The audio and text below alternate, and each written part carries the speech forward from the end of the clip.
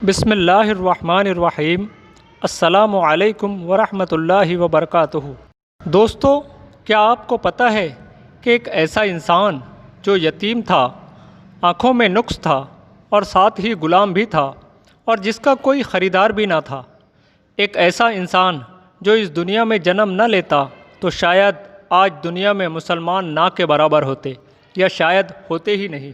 جی ہاں دوستو، میں بات کر رہا ہوں مملوکی سلطنت کے چوتھے سلطان رکن الدین بائبرس۔ یہی وہ انسان ہے جسے اللہ تعالیٰ نے 12ویں صدی میں مسلمانوں اور اسلام کی حفاظت کے لیے چنا تھا۔ اگر یہ نہ ہوتے تو شاید منگول اور رومی مل کر مسلمانوں کو ختم کر چکے ہوتے اور بغداد اور خوارزم کی طرح اپنے ناپاک ارادوں کو لے کر مکہ معظمہ اور مدینہ منورہ تک پہنچ چکے ہوتے۔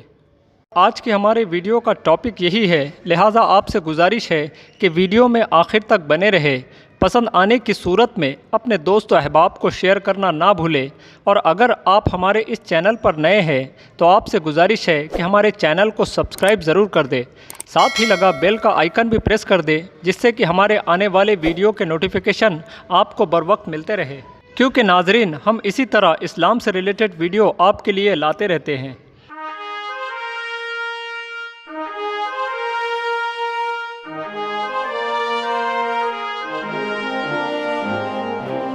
مدعی لاکھ برا چاہے تو کیا ہوتا ہے، وہی ہوتا ہے جو منظور خدا ہوتا ہے۔ اسلامک ونڈر کے ناظرین، دراصل یہ واقعہ ایک ایسے انسان کا ہے جو بچپن ہی میں یتیم ہو گیا، جس کے والدین کو منگولوں نے قتل کر دیا تھا۔ پھر زندگی کے تھپیڑے جھیلتے ہوئے مصر کے بازار میں غلام کی حیثیت سے بکنے آ گیا، لیکن یہاں بھی کوئی خریدار نہ ملتا، کیونکہ ان کی آنکھوں میں موتیا بند یا کسی بیماری کی وجہ سے خرابی تھی، یا ایک آنکھ کا کلر دوسری آنکھ سے جدا تھا جو کہ بہت برا معلوم ہوتا تھا۔ جن کا پورا نام تواریخ میں الملک الظاہر رکن الدین بائبرس البندقدری ہے، جو تواریخ سازوں کی مانیں تو 19 جولائی 1223 میں پرانے ترکی سے سٹے کمونیا نام کے شہر میں پیدا ہوئے۔ حالانکہ پیدائش کی تاریخ کو لے کر مصنفوں میں اختلاف ہے، لیکن زیادہ تر اسی بات پر اجماع ہے کہ سن 1223 تھا، اور 24 اکتوبر 1260 سے 1 جولائی 1277 تک مصر کی حکومت سنبھالی اور اسلام اور مسلمانوں کے دشمنوں کو ان کی اوقات دکھا کر لگ بھگ ختم ہی کر دیا تھا۔ ناظرین، وقت کی کمی کے پیش نظر ہم زیادہ تفصیل میں نہیں جائیں گے، اس لیے مختصراً عرض ہے کہ جب بائبرس بچے تھے تو منگولوں نے ان کے ماں باپ کو قتل کر دیا اور انہیں غلام بنا کر فروخت کرنے کی نیت سے دمشق کے بازار میں لے آئے۔ یہاں پر بھی انہیں کوئی خریدار نہ ملتا، جیسا کہ میں نے پہلے کہا کہ ایک آنکھ میں بیماری کی وجہ سے نقص تھا، اس لیے کوئی خریدار نہ ملتا، لہٰذا آپ کو ایک مصر کے اونچے عہدیدار جس کا نام البندقدری تھا، اپنی بیوی کی خدمت کے لیے بہت ہی کم داموں میں خرید لیا اور خرید کے اپنے ساتھ مصر لے آیا۔ یہ اس دور کی بات ہے کہ جب چنگیز خان کی منگول فوج اپنے وطن سے نکل کر ساری دنیا میں اپنا تشدد پھیلا رہی تھی اور تقریباً آدھی دنیا میں اپنی جابرانہ حکومت نافذ کر چکی تھی۔ یہ جہاں سے گزرتی اس جگہ کو پوری طرح برباد کر دیتی، مردوں کو قتل کرتے اور عورتوں اور بچوں کو اپنا غلام بنا لیتے۔ بائبرس جن کی ہم بات کر رہے ہیں، یہ بھی انہی مظلوموں میں سے ایک مظلوم تھے، اور ایسا کہا جاتا ہے کہ اگر منگول اس معذور سے دکھنے والے بچے کے مستقبل کے بارے میں جان جاتے تو یقیناً اسے پہلے ہی قتل کر چکے ہوتے، کیونکہ یہی وہ لڑکا ہے جو آگے چل کر منگولوں کے زوال کا سبب بنا اور دنیا میں ہونے والی 10 سب سے بڑی جنگوں میں سے 2 کا فاتح کہلایا۔ تو ناظرین، اس رئیس نے آپ کو خرید کر اپنے ساتھ مصر لے آیا، اور کچھ ہی دنوں بعد کسی وجہ سے مصر کے بادشاہ نے اس رئیس کو گرفتار کر لیا، لہٰذا بائبرس اس رئیس کی بہن کی ملکیت میں چلا گیا، جو کہ بہت رحم دل اور بے اولاد بھی تھی، لہٰذا اس نے بائبرس کو اپنا بیٹا تسلیم کر دمشق واپس لے گئی، اور بائبرس کی بہترین تعلیم و تربیت کا انتظام کرنے کے لیے انہیں قاہرہ روانہ کر دیا۔ لہٰذا انہیں قاہرہ میں ایک جنگی اور تربیتی ادارے میں جو کہ بادشاہ کا قائم کردہ ادارہ تھا وہاں داخلہ مل گیا اور وہ وہاں جنگی اور حربی علوم سیکھنے لگے۔ بائبرس اپنے غیر معمولی ذہانت اور جسم کی بے جوڑ طاقت اور اللہ کی عطا کردہ دوسری صلاحیتوں کے باعث جلد ہی مصر کی فوج میں شامل ہو گیا اور اپنے ہنر اور اللہ کی مصلحت کے تحت جلد ہی فوج میں ایک اعلیٰ کمانڈر کے درجے پر فائز ہو گیا۔ اسی دور میں مصر کے سلطان کی کسی بیماری کے باعث انتقال ہو گیا، یا بہت سے مورخ کہتے ہیں کہ شکار کے سفر کے دوران انتقال ہوا۔ بہرحال اس بات کا فائدہ فرانس کے بادشاہ نے اٹھانا چاہا اور ایک بہت بڑے لشکر کے ساتھ مصر پر حملہ کر دیا۔ اب کیونکہ سلطان مر چکا تھا تو فوج کی قیادت اس کی ملکہ جس کا نام سجرۃ الدر بتایا جاتا ہے اس نے کی، اور اسی جنگ نے بائبرس کی صلاحیتوں کا تعارف بھی کروایا۔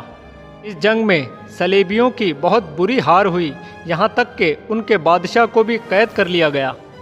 ملکہ بائبرس کی اس شجاعت آمیز صلاحیت کو نظر انداز نہ کر سکی اور بائبرس کو فوج کا سپہ سالار بنا دیا گیا۔ جیسا کہ میں نے پہلے کہا کہ یہ وہی دور تھا کہ جب مسلم حکومتیں تیرا و تار ہو چکی تھی اور صرف چند علاقے چھوڑ دیے جائیں تو سارے مسلم علاقوں پر منگولوں کی حکومت ہو چکی تھی، اور انہی چھٹے ہوئے علاقوں میں سے ایک علاقہ تھا مصر، اور حسب معمول منگولوں نے یہاں بھی اپنا ایلچی بھیجا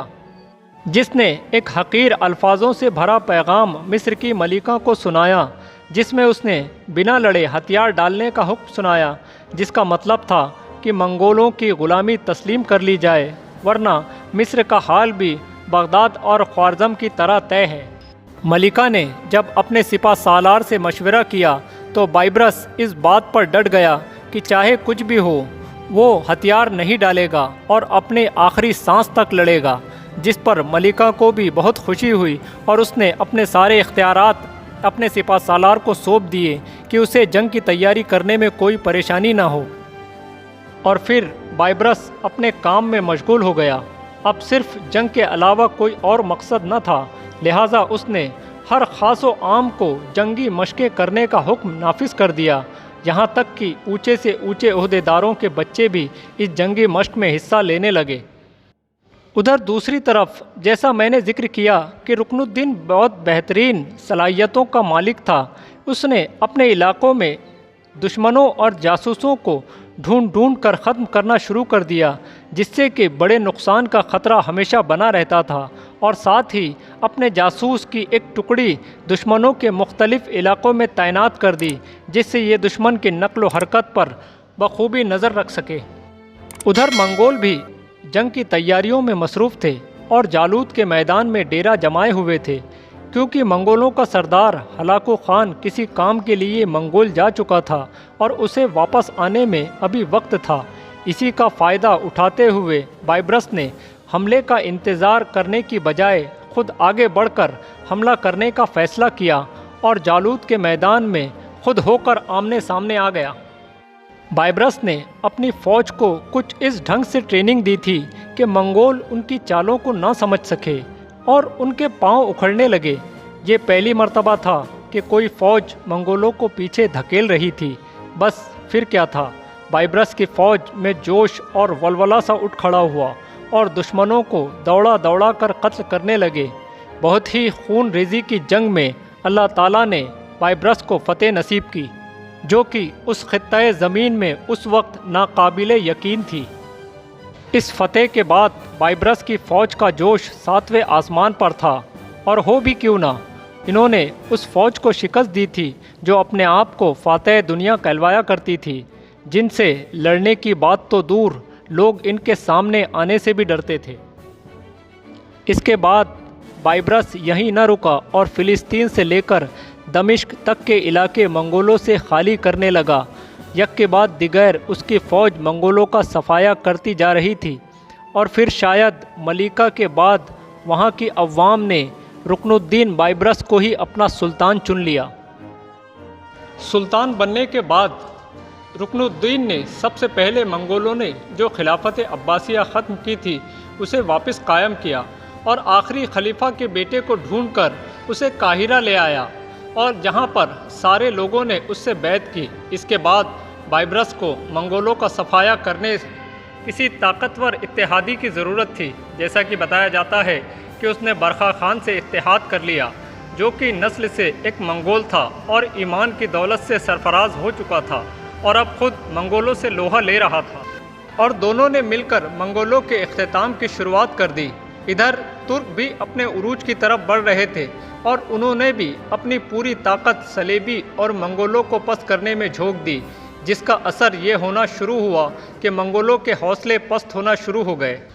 کیونکہ یہ چنگاری بائبرس نامی مصیبت سے شروع ہوئی تھی، اس لیے فرانس اور دیگر ملکوں نے یعنی پورے یورپ نے ایک بہت بڑے لشکر کے ساتھ بائبرس کی ریاست پر حملہ کرنے کی نیت سے میدان میں اتاری۔ اب تو بائبرس کو انتظار نہ کرنے کی عادت ہو چکی تھی اور ہمیشہ کی طرح اس نے رومیوں پر سامنے سے حملہ کر کے ایسی شکست دی کہ دوبارہ یورپ کی آنکھ اٹھانے کی ہمت نہ ہوئی۔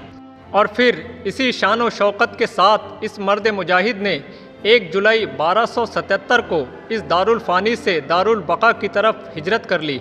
حالانکہ موت کی وجہ کو لے کر بہت سے اختلافات ہیں۔ کوئی کہتا ہے زہر دینے کی وجہ سے ہوئی، کوئی کہتا ہے کہ جنگ کے دوران کسی زخم سے موت ہوئی۔ تو ناظرین،